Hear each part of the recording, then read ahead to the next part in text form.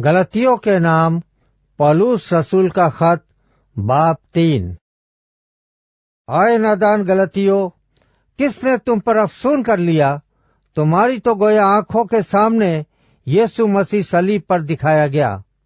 मैं तुमसे सिर्फ ये दरियाफ्त करना चाहता हूँ कि तुमने शरीयत के अमाल से रूह को पाया या ईमान के पैगाम से।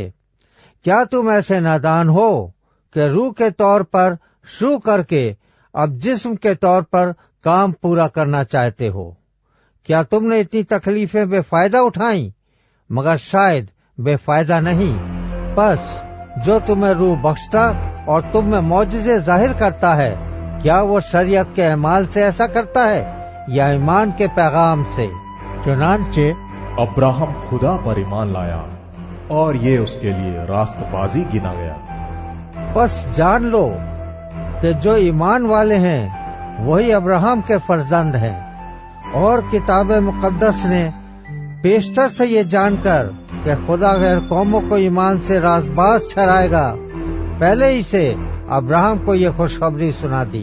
तेरे बाइस सब कौमें बरकत पाएंगी। बस जो ईमान वाले हैं वो ईमानदार अब्राहम के साथ बरकत पाते हैं, क्योंकि जितने शरीयत के अमाल पर तकिया करते हैं वो सब लानत के मातहत हैं। चुनांचे लिखा है, जो कोई उन सब बातों के करने पर कायम नहीं रहता जो शरीयत की किताब में लिखी है, वो लानती है। और ये बात जाहिर है कि शरीयत के वसीले से कोई शख्स खुदा के नजदीक रास्तबाज नहीं ठहरता, क्योंकि लिखा है, रास्तबाज ईमान से जीता रहेगा।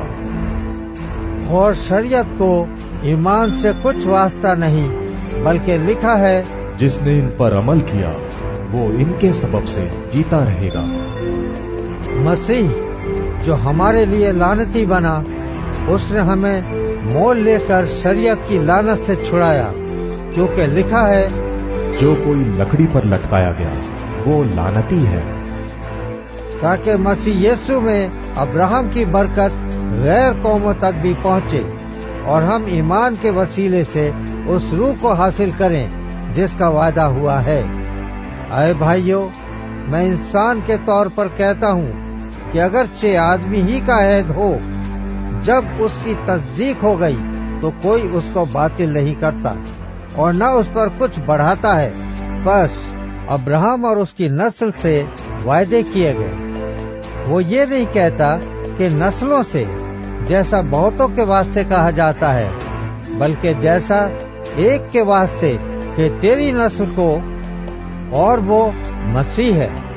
मेरा ये मतलब है कि जिस अहद की खुदा ने पहले से तस्दीक की थी, उसको शरीयत 430 बरस के बाद आकर बातिल नहीं कर सकती कि वो वादा लाहासिल हो।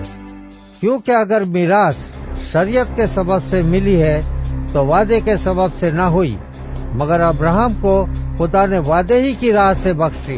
बस शरीयत क्या रही? वो नाफरमानियों के सबब से बाद में दी गई कि उस नस्ल के आने तक रहे जिससे वादा किया गया था, और वो फरिश्तों के वसीले से एक दरमियानी की मार्फत मुकर्रर की गई। अब दरमियानी एक का नहीं होता, मगर खुदा एक ही है। बस क्या शरीयत खुदा के वादों के खिलाफ है?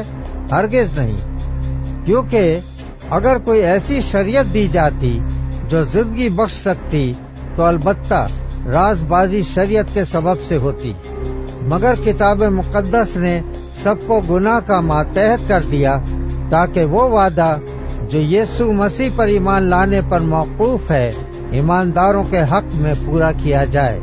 ईमान के आने से पेशतर शरीयत की मातहती में हमारी निगहबानी होती थी, और उस ईमान के आने तक जो जाहिर होने वाला था, हम उसी के पाबंद रहे। बस शरीयत मसीह तक पहुंचाने को हमारा उस्ताद बनी, ताकि हम ईमान के सबब से राजबाज ठहरें। मगर जब ईमान आ चुका तो हम उस्ताद के मातहत न रहे, क्योंकि तुम सब उस ईमान के वसीले से जो मसीह यीशु में है خدا کے فرزند ہو، اور تم سب جتنوں نے مسیح میں شامل ہونے کا بپتسمہ لیا مسیح کو پہن لیا۔ نہ کوئی یہودی رہا نہ یونانی، نہ کوئی غلام نہ آزاد، نہ کوئی مرد نہ عورت، کیونکہ تم سب مسیح یسوع میں ایک ہو۔ اور اگر تم مسیح کے ہو تو ابراہیم کی نسل اور وعدے کے مطابق وارث ہو۔